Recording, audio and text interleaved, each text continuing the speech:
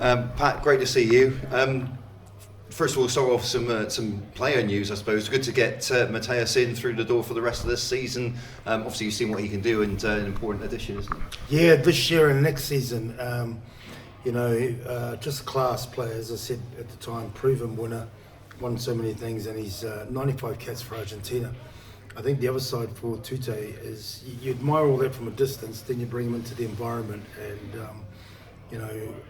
not many players can come into that centre position, or some position, but certainly centre, pick everything up and just control a lot of that. And boys love them, a lot of respect. So everyone's pretty pleased that he's in here to fit, for the rest of this season and certainly next season. Yeah.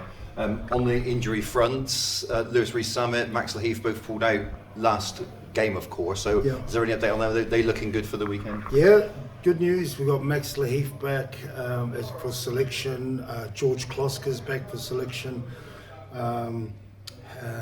Harry Randall, we have Lewis Rees-Zammit, we have Rich Lane, Noah Heward, so it's good to get a few of these guys back. Yeah. It had been out for a while, obviously particularly Harry, who's round one. And some of the other guys. So it's pleasing to probably our first headache this year for selection, compared to the early games. Yeah. So with particularly Harry in mind, obviously you have to be careful, I suppose, with the amount of time you give him. I guess Kieran means that you don't have to rush it along, isn't it? In that sense? Well, RTP is always say return to perform. I don't want them available selection if they can't play 80 minutes and play well.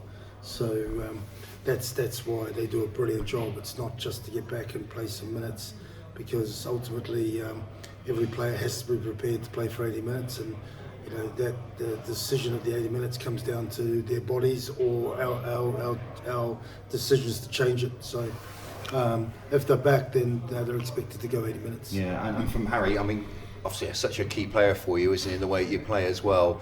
Big boost, big time to be bringing him back, isn't it? Yeah, it is. It's good, and he's a leader of ours. Centurion played lots of games. I think approaching 150 soon.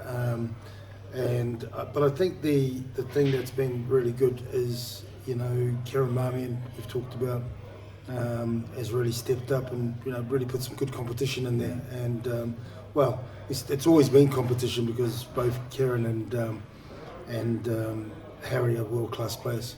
Internationals. Yeah. Going now back to the Prem, of course. Seems a long time since the last Prem game, doesn't it? Because you chopping and changing between competitions, but it's an important set of games now coming up, isn't it? Starting with Quins at Twickenham. Yeah, when we came back from the break, we knew we had a 9-game stretch, a big game, 4 European games, 5 Prem. So it's been 3 now, and we're just going one to one, then the next one. So we're pleased where we are with the 3 that we've done, and now big test. And I asked earlier in the week how many guys have played at Twickenham. Not many hands went up.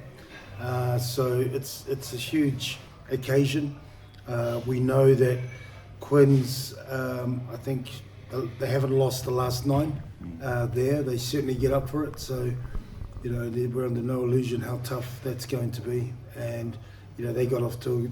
Both teams played really well last week, got some big scores, so it's always entertaining when these 2 teams play, and it'd be well worth the spectacle, people going there. Yeah, I mean, always entertaining games, aren't they, between the 2 sets of teams. On the centre stage, I suppose, being at Twickenham, is it a venue that ultimately suits Bristol Bears' way? Yeah, but we haven't been there. The last time was our first year in the Prem. We played Bath back in 2018, I think it was, so we haven't been there. We're working hard to try and get there to the final, and so this is a great occasion for the club to finally get there after 7 or 8 years. So to play there, and it's fair to say everyone's pretty excited and energised by that. Yeah, Johan van Graan said that when Bath played Harlequins in a regular season game, it was a good learning curve for them to know what to expect. Help them when they eventually made it to the final. So is that something as well that you've spoken about? This can bring so much, not just for this game, but moving forward, it can bring extra experiences out of it. Yeah, 100%. It's like reason we have our big day out in Cardiff as well. Just get the boys playing in those bigger atmospheres, big crowds. When we talk about experience, the more that experience that, the better they are. So We actually had that opportunity, I think, 2 years ago, I think, and it got cancelled because of the train strike. So hopefully no trains on strike this week and we can fulfil the fixture. Yeah, and you mentioned not many players have played there, but they'll learn a lot from playing in these venues, won't they? Definitely, yeah. You know, it's like that's why home advantage is always one you get used to your surroundings, understand it.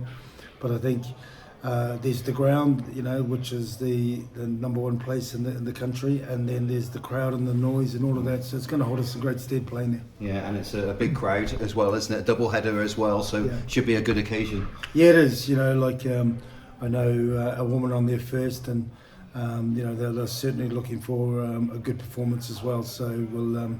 It's a great day for the club. Yeah, and taking the momentum from that big win you had last week, taking it now back into the Prem is pretty key.